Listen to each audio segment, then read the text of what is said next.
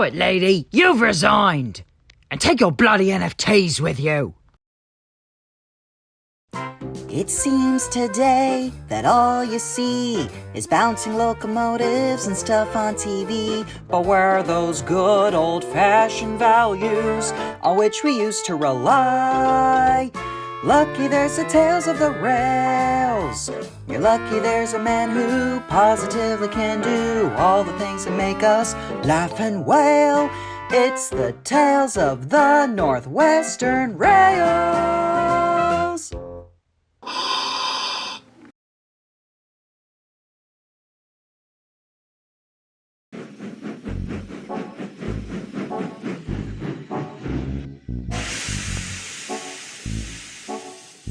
One day on Sodor, Thomas was taking the local train along the main line with Annie and Clarabelle.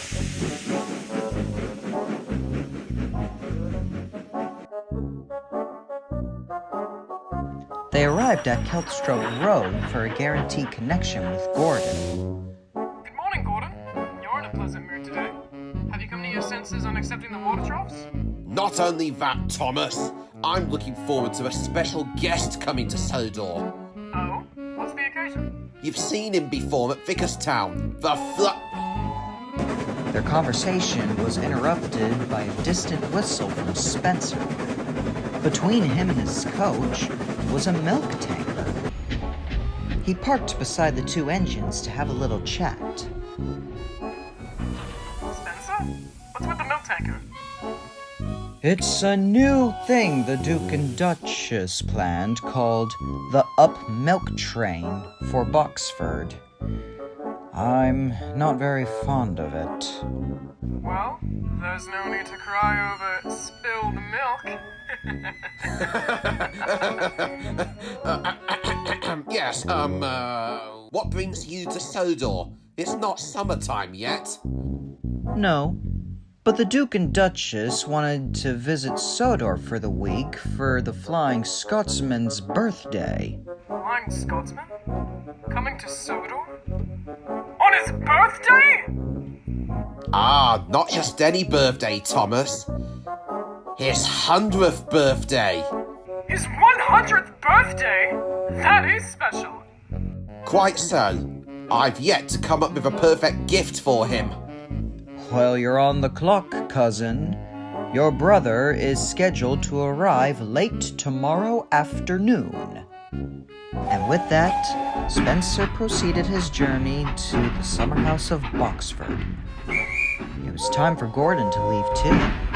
He left the station with a pondering look on his face. Thomas could tell that Gordon was having trouble thinking of the perfect gift for his Flying Scotsman. All day, he pondered what he could do for the Flying Scotsman and Gordon. Maybe I can help make Scotsman's birthday extra special. Hey, Thomas! Did you hear the news? The Flying Scotsman's visiting Sodor for the week, on his Centennial birthday! I heard the same thing at Cowsthorpe Road from Spencer. Gordon doesn't know what to do for him on his birthday, so I'm trying to think of some ideas. I could throw out a couple suggestions. I mean, obviously, for starters, the theme of the birthday is Scotsman.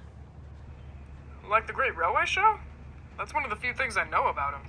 Well, let's see. He's done a global tour. He broke a speed record of 100 miles per hour.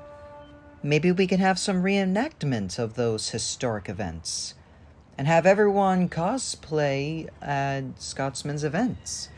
It'd be like a Collecticon or Comic-Con for Scotsmen. A Scot-con! Of course, that may sound a tad silly. That's a grand idea! And Thomas left with a start. He didn't even thank me. Hey, watch your steam pressure there, buddy. We can deal with that blue jet of yours.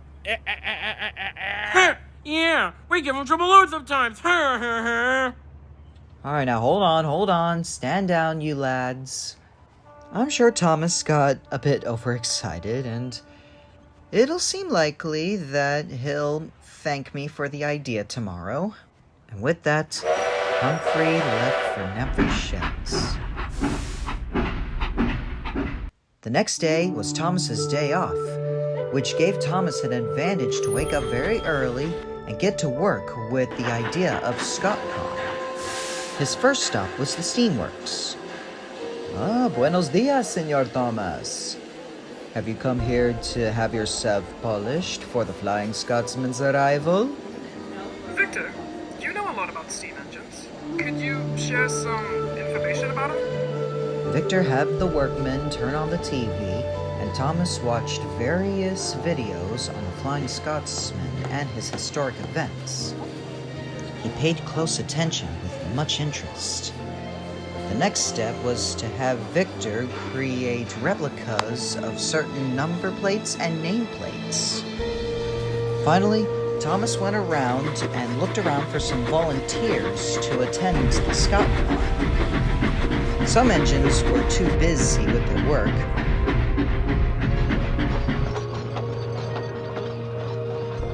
But he was lucky enough to get some candidates, like Edward to be assigned to cosplay as Shane, Spencer to cosplay as Dwight D. Eisenhower, and the Earl to cosplay as William McAlpine. And Tidmouth Station will be staged to display a unique moment. Right there, Bozo, and perfect. And Gordon will be next. As Gordon pulled into Tidmouth Station, he was surprised, but in a negative way. Whatever is happening on the railway? I see Edward with the number 520 on his buffer beam. Spencer has a nameplate, D.A.C. Hauer. And now, engines are lined up at Tidmouth Station, barricading the platforms. It's my Scot-con. Since you had limited time trying to think of the perfect gift for Scotsman, I went ahead and covered it for you. Scot-con? That sounds like... A rather peculiar but brilliant idea. Nice work, Thomas. Now we better get ready. The Flying Scotsman is due to arrive in roughly 20 minutes. Thomas beamed from buffer to buffer. He was glad to help out Gordon. Gordon had to admit it was quite loyal for Thomas to do. It was now time for the Flying Scotsman to arrive on Sodor. Engines, rail fans, and crowds were excited to see the big Gresley Green engine pull in.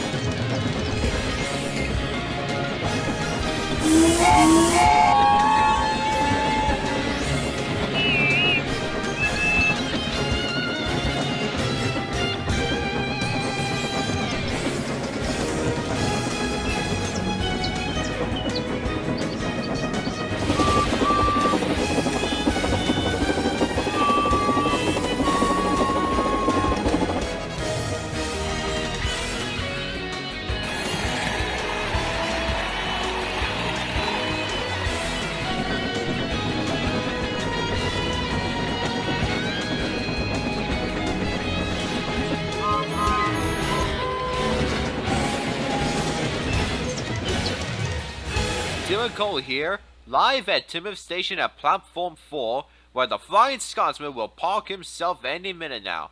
Crowds and engines have gathered to welcome the engine of his 100th birthday. And here he comes now!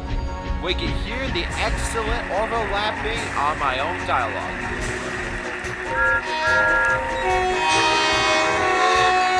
The Flying Scotsman pulled into the platform right in front of Gordon. Behind Scotsman was a Class 220 diesel that assisted the train to make sure it arrived safely. Greetings from York! Ha ha ha! Oh, hello, brother. Hello, dear brother. Welcome back to Sodor, Scott. We're proud to celebrate your birthday Centennial here for the week. Ah, much obliged, sir. I say, an American engine, a diesel, and a turbo-looking engine? This display looks all too familiar from the North American trip. And is that man cosplaying as William McAlpine? Indeed, Scotsman. Hope you enjoy my trip down to memory lane. You can thank Thomas for the idea. It's a little something he called Scot-con.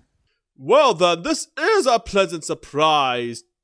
Thomas, I give you my utmost thanks. It was the least I could do. And once again, the crowds, rail fans, and engines gave 3 cheers to the Flying Scotsman's centennial birthday. Everyone was happy that the Flying Scotsman was visiting Sodor for his birthday. Well, almost everyone. But that's another story.